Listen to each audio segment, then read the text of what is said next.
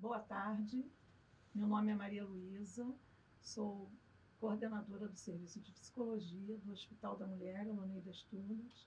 Estou aqui hoje para falar para vocês sobre o SOS Mulher, que é o nosso programa de atendimento à mulher vítima de violência. Estamos aqui hoje para poder falar sobre ele. Antes de começar, precisamos pontuar algumas questões sobre a violência que eu acho importante, né? A violência contra as mulheres no âmbito doméstico e a violência sexual é uma questão de saúde pública, com fenômeno cercado pelo silêncio e pela dor, né? A violência de gênero está associada ao maior risco de diversos agravos à saúde física e mental. Durante muitos anos, né, principalmente a violência doméstica, foi tratado como um assunto privado, né, um assunto da polícia, né? Hoje a gente sabe que é uma questão de saúde pública, né, e os profissionais de saúde têm que estar sensibilizados e voltados com esse olhar, né, de avaliar se aquela pessoa que está na sua frente é uma pessoa que sofre violência, né? Então, temos aqui alguns indicadores da violência contra a mulher, né? Transtornos crônicos, entrada tardia no pré-natal, aquele companheiro muito controlador, né, que reage quando ele é separado da mulher, né? Infecção urinária de repetição, dor pélvica crônica, né? Síndrome do intestino irritável. Todos esses sintomas, né, que a gente está aqui apresentando, ele pode estar por trás dele, pode estar uma situação de violência que aquela mulher está vivenciando, né? Uma depressão, uma ansiedade, complicações nas gestações anteriores, né? Abortos de repetição, transtornos na sexualidade, dor crônica em qualquer parte do corpo, ou mesmo sem uma localização precisa, né? História de tentativa de suicídio, lesões físicas que não se explicam, né? E fibromialgia. São situações que por trás disso pode estar uma situação, aquela pessoa pode estar sofrendo violência, né? E por que o profissional de saúde ele não pergunta se a mulher sofre ou sofreu violência? Por que isso acontece, né? Porque os profissionais acreditam que a violência doméstica é um assunto, né, é um problema pessoal e privado, e por isso não tem o direito de se intrometer nesse tipo de assunto, já que é um problema social ou legal, né, de um outro âmbito, mas não um problema de saúde pública. Pensam também que as mulheres gostam de apanhar, senão não ficariam com o agressor, né? Essas percepções descritas acima são todas equivocadas, né? O que contribui para a perpetuação da violência contra a mulher, uma vez que o profissional perde a oportunidade de realizar uma intervenção qualificada, né? Uma intervenção que pode dar um acolhimento para essa mulher, para que ela dê um basta nessa situação de violência, né? Então, algumas formas de perguntar indiretamente à mulher, né? Está tudo bem em sua casa ou no seu trabalho? Você acha que os problemas de relacionamento familiar estão afetando sua saúde?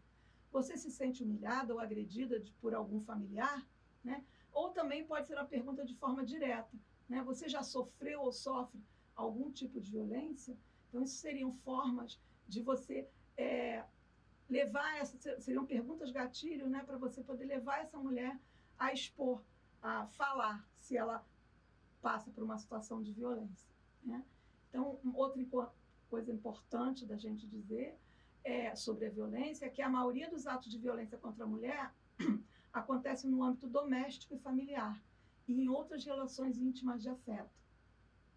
A violência contra a mulher ocorre independente de classe social, raça, etnia, orientação sexual, cultura, nível educacional, idade e religião, né? Às vezes a gente tem pessoas de senso comum que acham pobre é que apanha, né? Não, em todas as classes sociais a gente vai ver essa situação.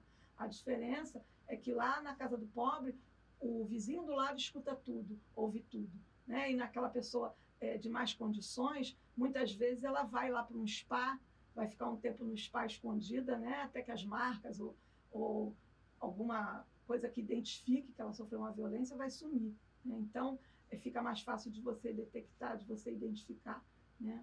Outra coisa muito comum é os homens que não bebem, não se drogam, também podem ser violentos com as mulheres. O alcoolismo e as drogas podem até desencadear a violência, mas eles não são a causa principal da violência. A causa principal da violência é a desvalorização da mulher na sociedade, né? É o homem achar que ele tem direito sobre aquela mulher, né? E que ele pode fazer o que ele quer com ela. Então, a violência contra a mulher não é natural, ela não faz parte daquela relação.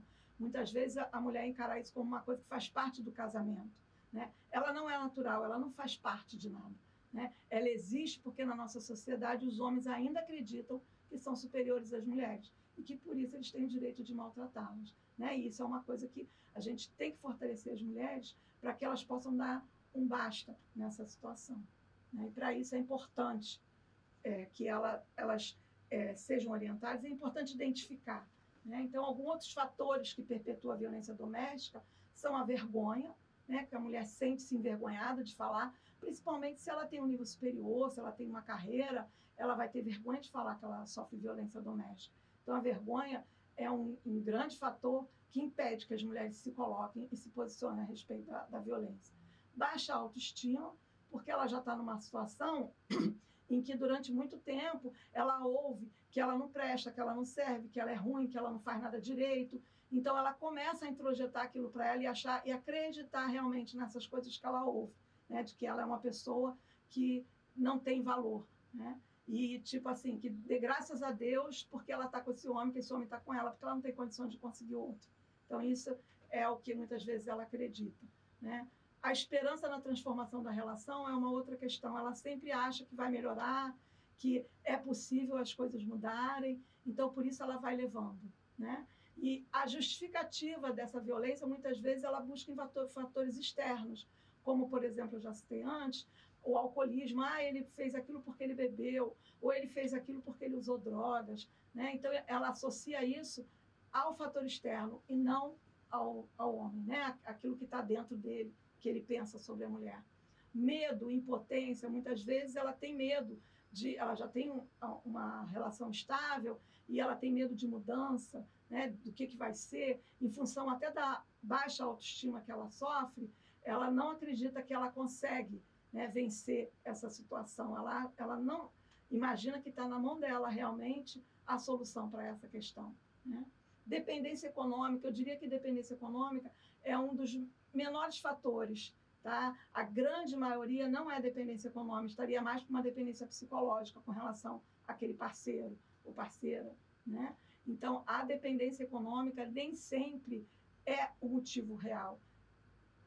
Eu já tive situações de pacientes que, na verdade, eram elas, a casa era delas, elas que bancavam a casa, e mesmo assim elas sofriam violência doméstica, né? Os filhos também é um outro motivo, né? O caráter sagrado da família. Muitas vezes elas levam adiante esse casamento, essa relação, acreditando que isso é o melhor para os filhos, né? E pelos filhos ela não vai ser a causadora da separação dessa família, né? Na grande maioria das vezes, falta de informação. Essa mulher desconhece os direitos dela, né, nessa relação, e ela acredita que se ela sair da relação, ela vai sair com uma mão na frente e outra atrás, e ela não tem a mínima ideia dos direitos que ela tem. Então, por isso, a falta de informação também é um fator que perpetua a violência, né? E, finalmente, a descrença nas instituições que fazem parte da rede de serviço de atendimento à mulher, né? Principalmente na delegacia, ela diz: eu não vou lá porque no final não vai dar nada, não vai acontecer nada com ele, eu vou só me indispor mais. Então, ela acredita que as coisas não vão acontecer. Então, por isso, ela realmente não busca ajuda nos locais especializados onde ela poderia buscar essa ajuda, né?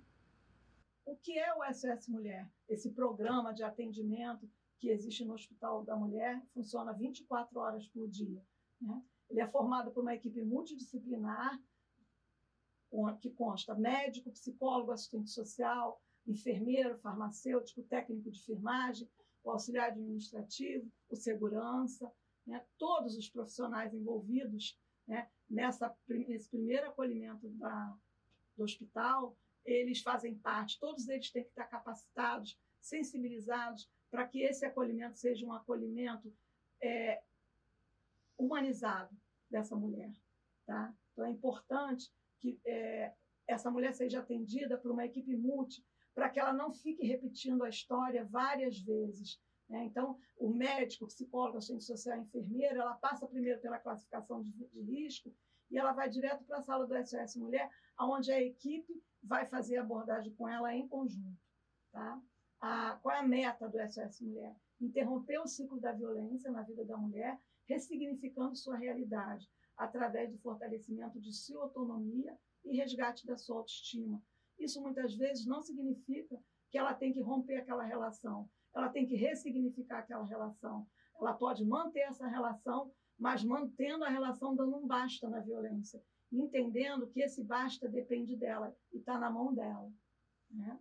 Então, o público-alvo são mulheres vítimas de violência doméstica e sexual, né? As mulheres chegam ao serviço através de encaminhamentos e demandas espontâneas, né? Muitas vezes elas vêm na internet e buscam a unidade para esse acolhimento, esse atendimento que, como eu já falei, ele funciona 24 horas no dia, né?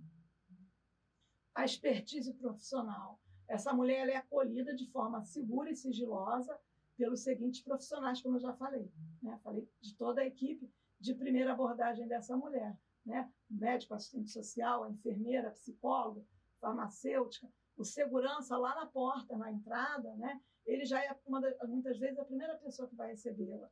O auxiliar administrativo, que é a recepcionista, que vai atender e fazer a ficha, vai ser a segunda pessoa, né? Então, toda essa equipe tem que estar com essa atenção de um acolhimento humanizado a essa mulher, né? E é importante que essa mulher tenha acesso à informação sobre os direitos dela, né? Nesse momento, que é a privacidade, anonimato, direito à informação, né? Denúncia. Ela não é obrigada a ir na delegacia fazer o BO, tá? Mas é importante ela saber que ela tem esse direito e que ela pode fazer isso, e que esse BO pode ajudá-la mais para frente, numa outra situação, em que, se ela já tiver feito um registro, tá? Isso ajuda na situação dela, no caso dela, né? Por exemplo, se ela precisa sair de casa, se ela precisa sair do lar, ela não tem mais como ela receber um abandono de lá, se ela já tiver um registro na delegacia de ter sido vítima de violência doméstica. Muitas vezes as mulheres não sabem disso. Então, é uma informação que é importante ela saber, né? No caso da violência sexual, mesmo que essa violência sexual tenha sido praticada pelo parceiro, pelo companheiro, né, ela tem direito ao aborto legal. Então, é importante ela saber disso e ela ser informada a esse respeito, né? O acompanhamento assistencial e ambulatorial e medicamentoso, ela também tem direito a esse acompanhamento, se for o desejo dela. Então, o aborto legal, como eu falei, que é um dos desdobramentos do SOS Mulher, ele está previsto no nosso Código Penal desde 1940, né? E ele acontece nas situações em que a gravidez resulta de estupro ou risco de vida para a mulher, se ela manter essa gravidez. E, em 2012, por uma decisão do STF, foi acrescentado também as situações de anencefalia. A gestante que tem um bebê com anencefalia, ela pode fazer o aborto legal a qualquer tempo da gravidez, porque esse bebê vai nascer e vai morrer, ele não vai sobreviver. E muitas vezes a gente já recebeu mulheres com a gravidez bem avançada e que não sabia dessa informação, que o bebê com anencefalia, ela tem acesso e tem direito ao aborto legal. Então, é importante a gente falar sobre alguns aspectos éticos e legais da interrupção da gravidez, né? No nosso Código Penal, artigo 128, não se pune o aborto praticado por médico se não há outro meio de salvar a vida da gestante e se a gravidez resulta de estupro e o aborto é precedido do consentimento da gestante ou quando incapaz de seu representante legal. Então, o Ministério da Saúde, ele tem uma norma técnica, tá, que foi instituída em 2012, e que nessa norma técnica a gente tem uma portaria que determina qual é a documentação que o serviço tem que providenciar no caso de um aborto legal, né? Tem que ter um termo de relato circunstanciado perante 2 profissionais de serviço. Esse relato é o relato da paciente, né, que ela sempre será a protagonista, e não cabe aos profissionais colocarem em dúvida, né, o que ela está dizendo. Pelo contrário, os profissionais têm que validar o sentimento dela, né? Um parecer técnico do médico, ela vai fazer exame, E o médico vai dar o parecer técnico com relação também ao tempo da gestação. Né? Um termo de aprovação do procedimento de interrupção da gravidez, assinado por 3 profissionais, que mais para frente vocês vão entender que é a situação do estudo de caso que nós realizamos com a equipe antes de definir pela concessão ou não do aborto legal, né? Aquela paciente. Tem também o termo de responsabilidade assinado pela gestante ou seu representante legal, com advertência expressa sobre a previsão de crimes de falsidade ideológica e aborto, né? E do aborto, que ambos fazem parte do nosso Código Penal. Né? Temos também o termo de consentimento livre esclarecido, que é assinado pela paciente. Então, toda essa documentação é necessária e importante que conste do prontuário da paciente que está realizando o aborto legal. É até um respaldo para a equipe que está realizando o procedimento, que vai realizar o procedimento. E para a unidade também, né? Então, o acesso ao aborto legal é uma questão de vontade política, né? Definição de requisitos legais, né? Você tem que ter bem definido no setor, né, os requisitos legais, as normas a serem, né, feitas, qual o fluxo do atendimento, né? É importante que tenha uma rotina desse atendimento estabelecida pelo serviço e que a equipe esteja capacitada para realizar esse serviço, né? Para realizar primeiro esse acolhimento respeitoso a essa mulher, né? E executar o processo que vem a seguir, né? Ela nunca vai ser internada no primeiro dia que ela chega inicialmente, na primeira abordagem, ela vai conversar com a equipe e ela vai ser orientada sobre todos os seus direitos, tudo que ela é possível acontecer. No caso dela não querer o aborto, ela tem direito a ter esse bebê, fazer o pré-natal e esse bebê ir para adoção, né? Ou, se no final ela mudar de ideia, ela pode também ficar com o bebê. Mas, se o desejo dela é o aborto legal, ela tem direito e ela recebe todas as orientações de como será o processo. Então, ela retorna uma semana depois, né? E muitas vezes, nessa uma semana, essa paciente pode ter mudado de ideia, ela, às vezes, estava com medo, não queria que ninguém soubesse, chegou em casa, conversou com alguém da família, conversou com alguém, a família acolheu, e muitas vezes ela volta com a decisão modificada. E outras vezes não, outras vezes ela mantém o seu desejo e a sua intenção de realizar o aborto legal, e assim a gente vai seguir de acordo com o protocolo da unidade. Tá? Então, onde o aborto seguro não é acessível, as mulheres procuram serviços de aborto inseguros, né? E essa é uma das grandes causas de mortalidade materna, né? Então, algumas das consequências do aborto inseguro é hemorragia, infecção, lesões traumáticas ou químicas dos genitais e órgãos vizinhos, reação tóxica a produtos ingeridos ou colocados na vagina, né? Que às vezes são situações em que ela vai fazer com pessoas que não são qualificadas para isso, ou baseado no que alguém vai dar alguma orientação para ela. Então, muitas vezes, essa situação do aborto inseguro pode ter como consequência mais séria a morte materna, né? Pode levar lá a hemorragia por anemia, né, aguda, que pode levar ao choque e morte. Ou a uma infecção, que pode levar a uma doença inflamatória, né, pélvica, ou essa doença, né, pode levar a uma peritonite, septicemia e pode também ir à morte, né? Então, esse é um risco que a mulher que tem direito ao aborto legal, ela não precisa correr por isso, ela pode ter acesso ao SUS, a um aborto seguro e de forma que tem que ser, né? Então, esse acesso é um direito da mulher. Agora, também é um direito do médico ter a objeção de consciência. Alguns médicos não se sentem à vontade de realizar esse procedimento por uma questão religiosa, uma questão de cunho pessoal. Então, é um direito do médico não realizar, mas ele tem que garantir que um outro profissional realize, porque esta é uma obrigação do serviço de saúde. O profissional não pode chegar e dizer aqui a gente não faz, né? O serviço de saúde não pode se negar a realizar o aborto legal, que é um direito da mulher. Então, ele tem que garantir que outro profissional faça. Na falta de um outro profissional para realizar, é considerado negligência médica. no caso dessas situações. Tá? Então, eu queria passar agora para vocês o fluxo de atendimento do nosso SOS Mulher. Né? A vítima de violência, ela chega à unidade, passa pela classificação de risco e vai direcionada ao nosso SOS Mulher, que é uma sala em que ela vai ficar o tempo inteiro nessa sala, ela não vai ficar circulando pela unidade de uma sala para outra, os profissionais que vão a ela. Então, esse primeiro atendimento, a gente tenta garantir que seja um atendimento conjunto da enfermagem, médico, serviço social e psicologia. Na medida do possível, a gente tenta garantir que sejam mulheres que façam esse atendimento, mas a gente sabe que nem sempre a gente vai ter só mulher no plantão, mas esse profissional é um profissional capacitado, treinado para receber também essa mulher com sensibilidade e de forma respeitosa.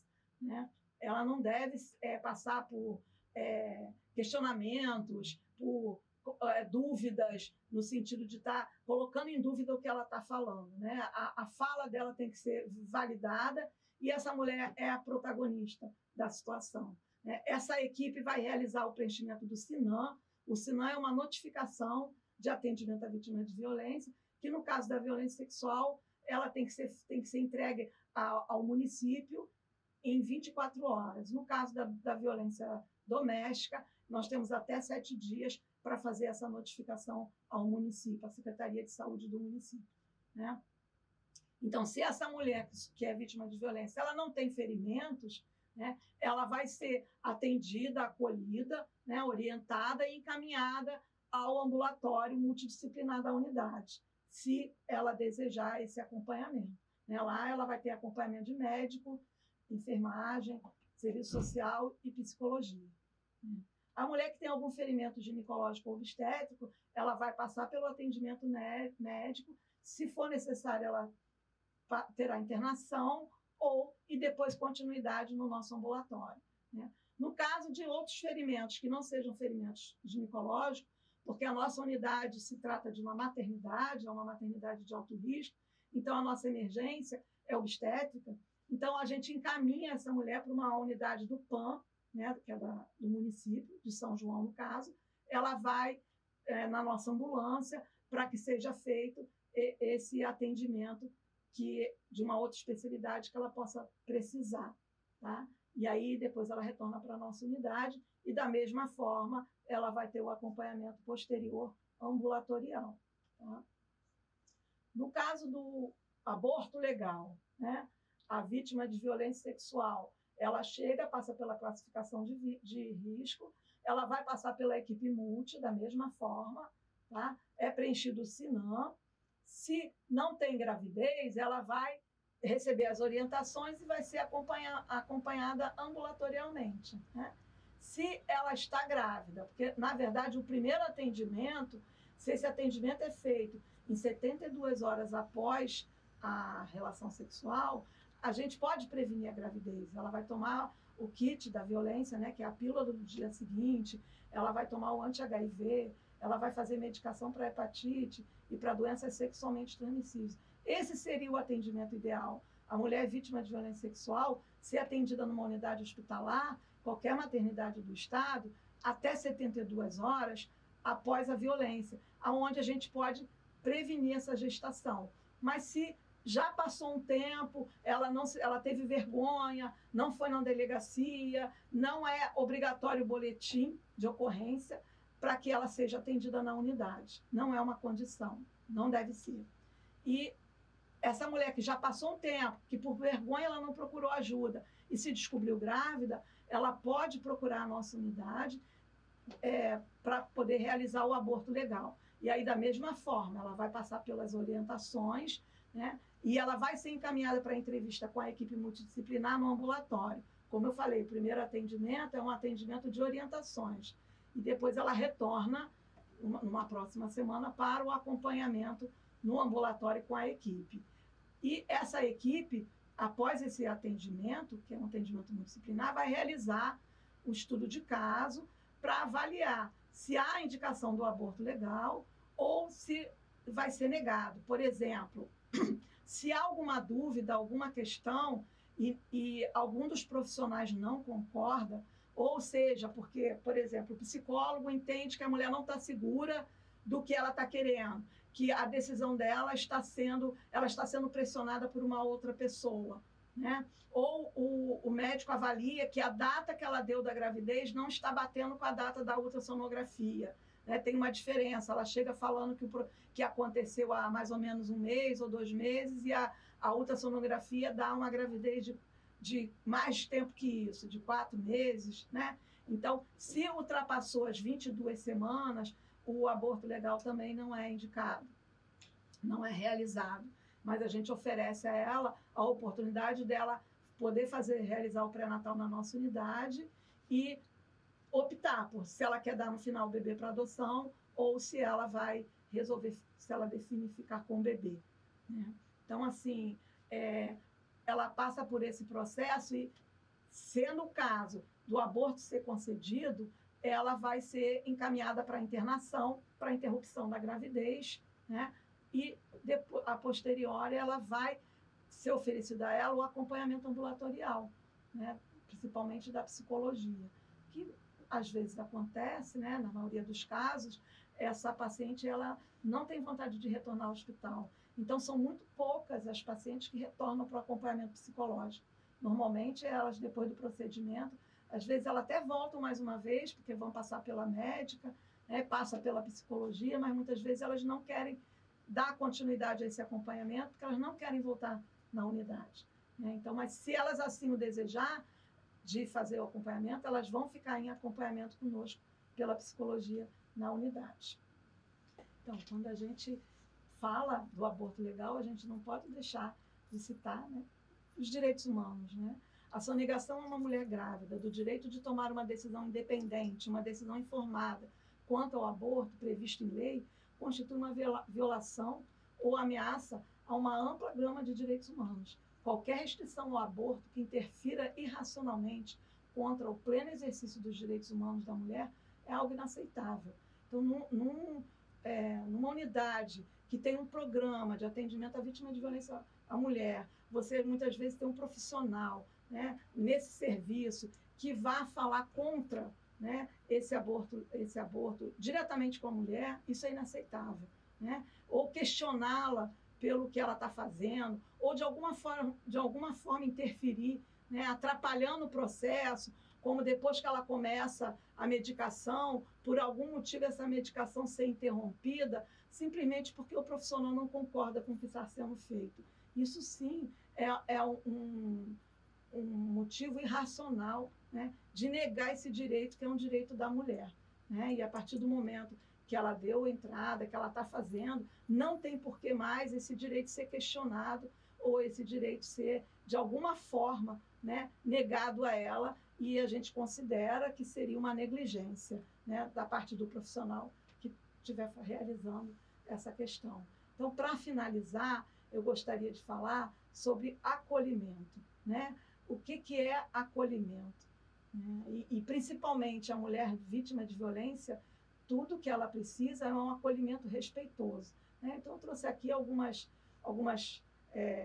denominações de acolhimento, como recepção, acolhida, atendimento, receptividade, atenção, admissão, né? Aceitação, consideração, respeito, dar crédito, dar ouvidos, né? Ter empatia, validar sentimentos, tratamento, né? Tudo que ela precisa nesse momento, como eu já tinha dito antes, é ser a protagonista, é ter seus sentimentos validados, né? O profissional precisa ter empatia com essa mulher e atendê-la de uma forma respeitosa, né? Jamais fazendo questionamentos que vão colocar em dúvida a fala dela nesse momento, que muitas vezes para chegar ali foi bem difícil. Então, se ela já é mal atendida, muitas vezes lá na recepção, a gente tem situações em que a mulher desiste e vai embora, né? Então, ela está ali com o pé dentro de uma unidade em que ela pode ter um atendimento seguro e muitas vezes ela desiste na porta, porque ela não teve um bom acolhimento,